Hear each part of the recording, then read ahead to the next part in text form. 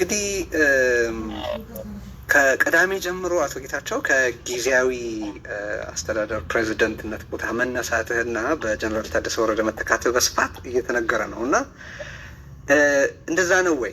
ዛሬም የትግራይ ጊዜያዊ አስተዳደር ፕሬዚደንት ነህ ወይስ ማለት ያው ተተኪ ያልተዘጋጀልህ ማለት ነው? ወይስ እስክትተካ ድረስ ስልጣን ለማስረከብ እየጠበቅ ነው? እስኪ ይሄን ነገር ክሊር አድርግልን መጀመሪያ። ወይ እንግዲህ እስካሁን የማውቀው የተደረገ ለውጥ የለም። ያው ማህተብም አላስረከብኩም። ስለዚህ ምናልባት የሚደረግ ለውጥም ወይም የሚደረግ ሽግግርም ካለ በይፋ እስካውቀው ድረስ የጊዜያዊ አስተዳደሩ ፕሬዚደንት እንደሆንኩ ነው የማውቀው። ይሄ ጉዳይ ያን ያክል ብዙ ሊያጨቃጭቅ የሚገባው ሊሆን የማይገባው ጉዳይ ነው የነበረው። ለማንኛውም ግን እንዳልኩ ነው እስካሁን ማህተሙ በእጄ ነው ያለው ማለት ነው።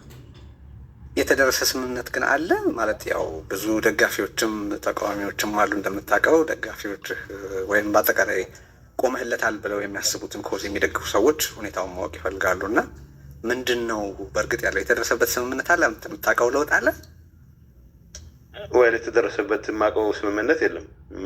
አንድ ነገር ግን 2 ዓመት ሞልቶታል ዛሬ ጊዜያዊ አስተዳደሩ እንዳለመታደል ሆኖ የተቋቋመለትን ዓላማ ፈጽሞ ወደ በምርጫ ለሚመረጥ መንግስት ማስረከብ የነበረበት ጊዜ ነው። እርግጥ በተቋቋመበት ደንብ መሰረት ሌላ ተጨማሪ 6 ወር በፌዴራል መንግስቱ ካቢኔ መራዘም ይኖርበታል።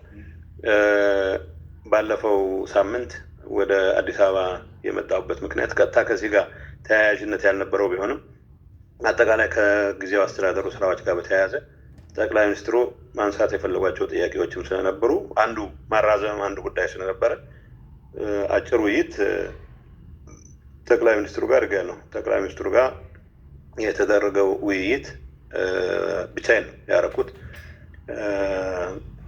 ባደረግነው ውይይት የ2 ዓመት 6 ወርም አይዶን ነው እስከ ምርጫም ሊሆን ይችላል አላውቅም። ዝርዝሩ የፌዴራል መንግስት አዋጅ ላይ የሚመሰረት ነው የሚሆነው ይመስለኝ።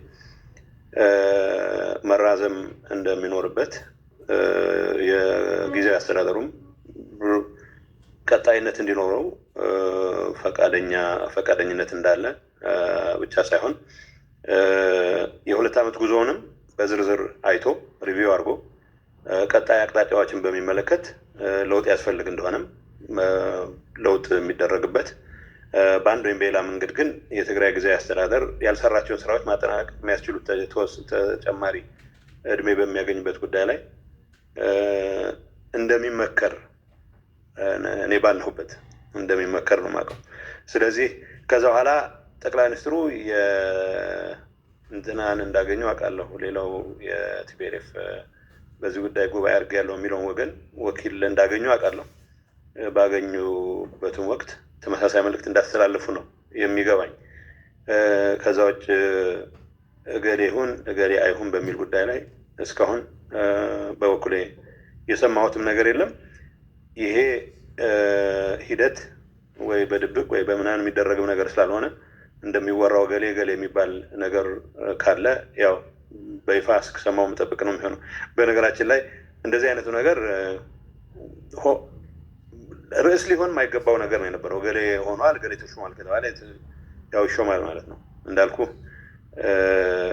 እኔ እስካሁን ከጠቅላይ ሚኒስትሩ ጋር ያደረኩት አጭር ውይይት ከዚህ ጋር የተያያዘ ነው።